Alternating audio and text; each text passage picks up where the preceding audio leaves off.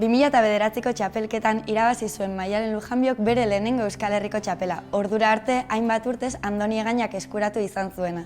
Hondarribiko lehenengo plaza hartatik beste hainbat eta hainbat une konpartitu dituzte bi txapeldunek. Horrela hitz egin du Andoni Egainak Maialenen ibilbideari buruz. Maialen bersogintzan azken urte askoan erreferentzial bihurtu da. Nik uste dute oso gaztetxotatik zuela bersokera bat, lanaren poderioz hobetzen joan zena, bersokera bat, ahozkotik oso gertukoa, eta proba asko egin ditula esango nuke. Ahozkotik zer funtzionatzen duen da zerkez, zer duen esan indarra eta zerkez, eta lan horren indarrez iritsi da gutxi gehiago gai bakoitzean nahi duen uraxe esatera. Eta hori lorpen handia da bersolari batentzat.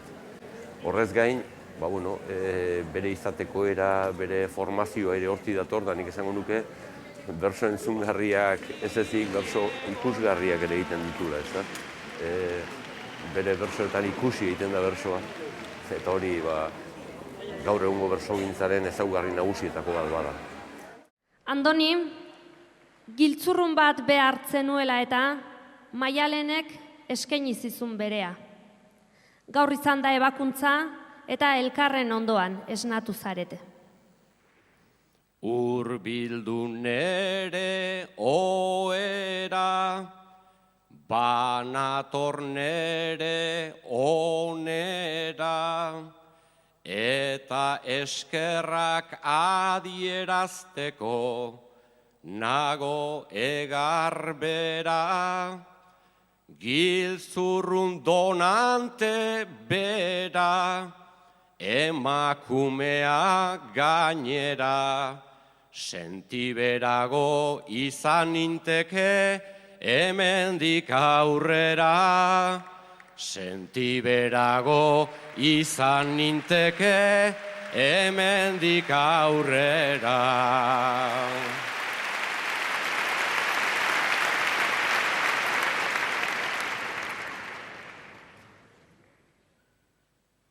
Nere zati zure parte, sentiberago zinake, orain gubiok badegu zerbait, betirako kate, lehen bita huts bion kalte, orain bat ta bat empate, mundua ere logika hontan obeli joake, mundua ere logika hontan obeli joake.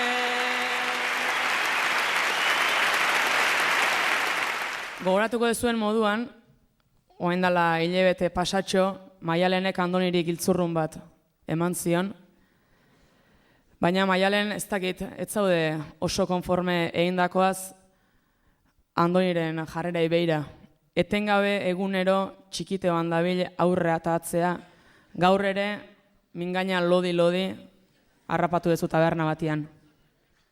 Ukondoa barranta zangoak balantzan, berriz ere zu ardo gorriaren dantzan, nere giltzurrunak ninen gonzalantzan. Zuk behar zenuena destiladora zan, zuk behar zenuena destiladora zan.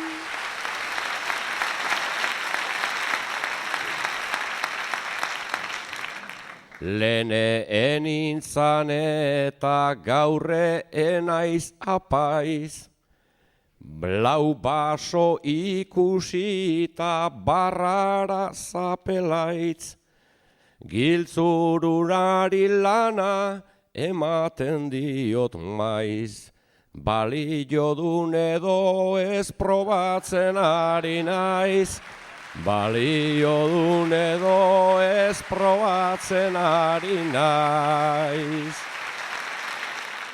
eskatzen diozu zure buruari plaza horietan, eta inguruari ere eskatzen diozu? Bueno, oroa esango nuke nire buruei eskatzen dio dela ardura bat, ez? Edo beti daukadala ardura baten kontzientzia, alegia normalian gonbidatu zaituzte ikuskizun, emankizun edo saio batera hitzaren jabezera, mikrofonoa daukazu eta jende pilo bat entzuten. Eta jendea zuk ze esango entzuten eukitzea beti ardura handi bada, edo nik ala bizi dut, ez?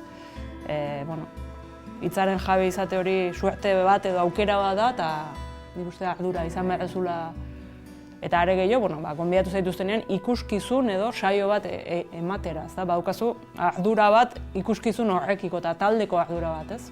Elkarrekin konpartitzen duguna hor kantatzen ari geranak edo gai jartzaileak edo hor parte geran guztiak. Eta izaten dut zerbait esan nahia ere jendeari, ez da? Zerbait esan nahia garaiari buruz, inguruari buruz, errealidadeari buruz, kezkatzen hauten gaiei buruz, eurak kezka ditzaketen gaiei buruz. Pixka bat nahi izaten dut saioa errotuta egotea leku hortan eta intereseko izan daiteken zerbait esatea.